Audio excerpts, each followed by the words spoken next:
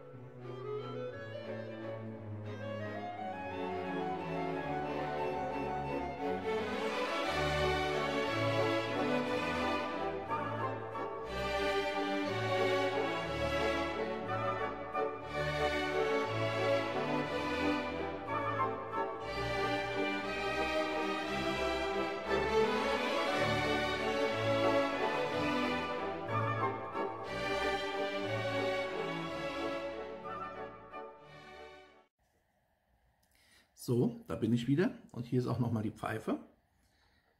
Es ist, unschwer zu erkennen, eine Pfeife aus dem Hause Pfauen. Eine Pfauen-Weißpunkt, und zwar Pfauen Luxus Modellnummer 3025. 3025.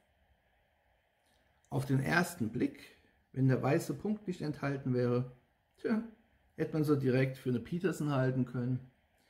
Es ist ja, wie ihr sehen könnt, eine Army Band oder Band Army. Ein kleines, zierliches Pfeifchen. Steckermundstück. Wie gesagt, Weißpunktqualität. Silberolive. Und hier hinten mit einem normalen Biss. Tja, die Pfeife hier ist schon seit Jahren in meinem Besitz.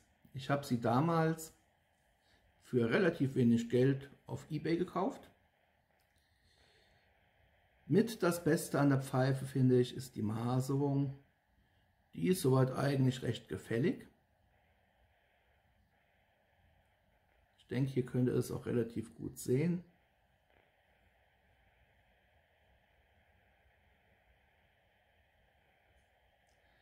Was mir bei der Pfeife allerdings dann aufgefallen ist, und das ist auch einer der Gründe, weshalb ich viele Jahre lang jetzt nicht so der allergrößte Pfauen-Fan dann war.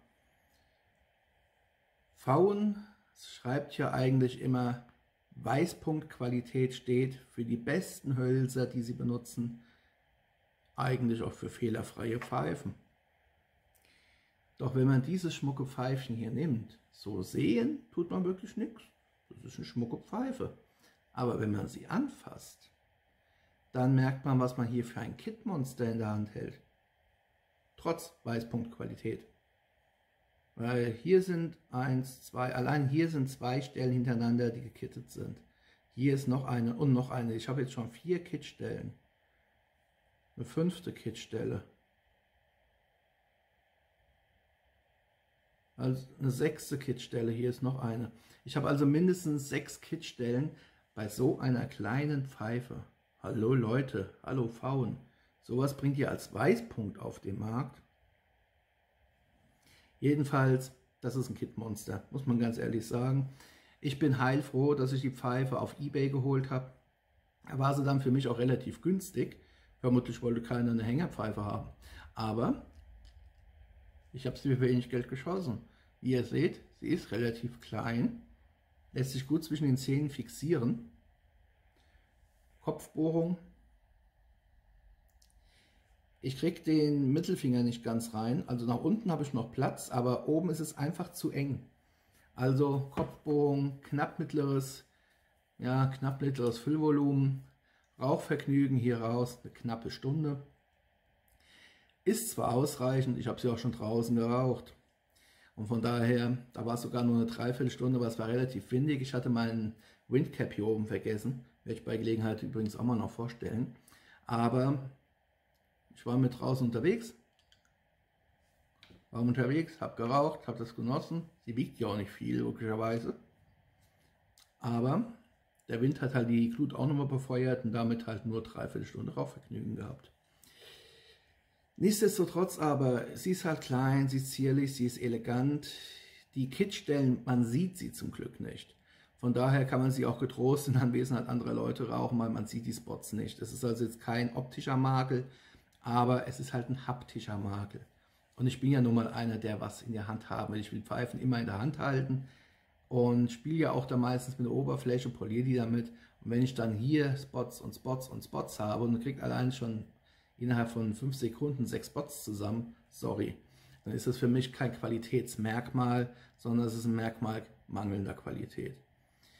Ja, ich weiß und ich bin ja auch völlig bei den Pfeifenmachern. Es ist mir klar, Bruyère, Wurzelholz ist ein Naturprodukt, da kann es immer irgendwelche Einschlüsse geben. Da mache ich ja auch keinen Hehl draus, das mache ich auch niemandem zum Vorwurf. Aber dann sollte man doch bitte auch die Cojones haben, dazu zu stehen und das zu machen, was andere halt auch machen. Rustizieren, Sandstrahlen, Bürsten, das sind jetzt nur so ein paar Beispiele, dass man diese Mängel halt eben behebt. Oder was ein Paul Winslöw macht, Teilrustizierung. Dann kann man die Pfeife zwar nicht mehr als eine Weißpunktpfeife für viel Geld verkaufen, aber dann kann man sie immer noch verkaufen.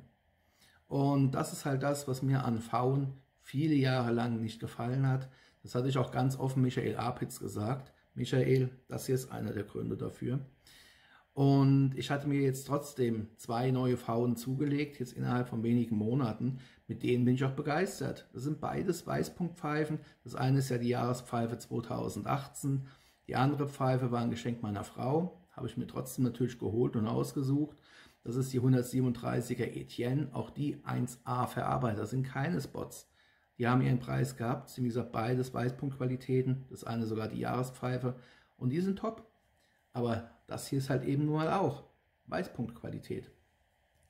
Und da, angesichts des weißen Punktes, hätte ich diese Anzahl von Spots, deutlich spürbaren Spots, nicht erwartet.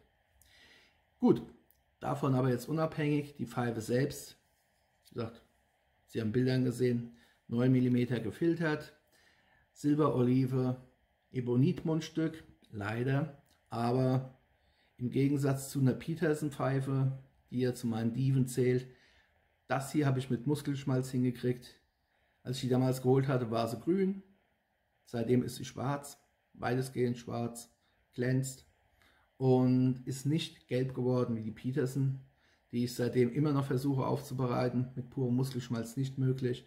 Das hier ist zum Glück relativ pflegeleicht, obwohl man auch hier Schattierungen sieht, aber sie ist spiegelglatt, die Oberfläche.